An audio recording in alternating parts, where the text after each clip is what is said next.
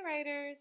So today I want to teach you that argument writers call to mind familiar strategies to write strong conclusions, including not just restating a claim, but also leaving the reader with new thinking. Powerful conclusions might include several things.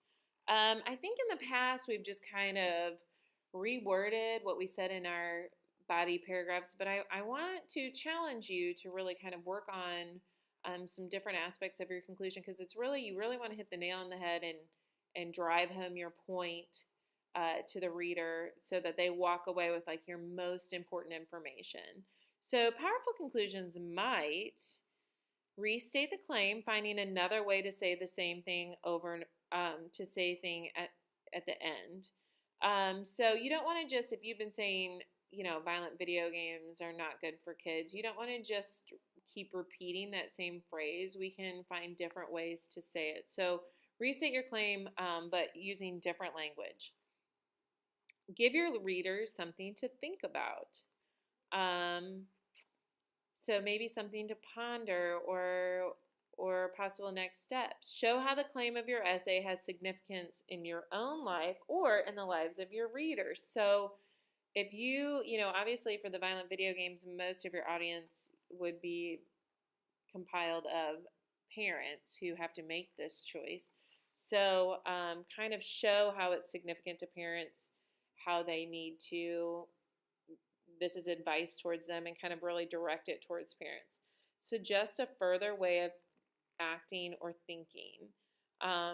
So giving them possible next steps, like something that they should change. Obviously, they're going to take your position on. You're hoping for that.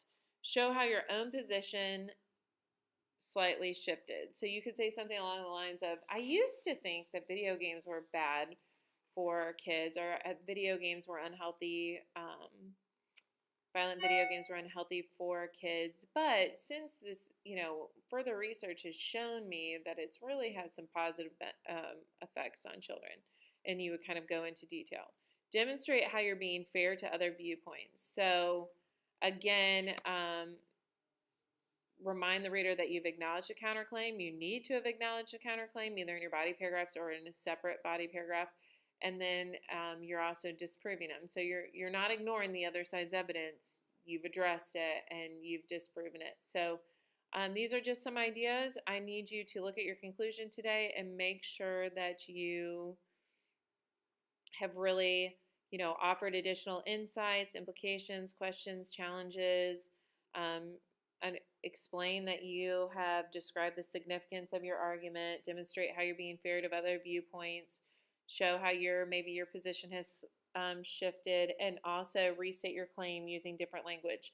So I want you to go through and make sure that you've done those things and that you have just a really powerful conclusion, because it's probably the most important part of your paper.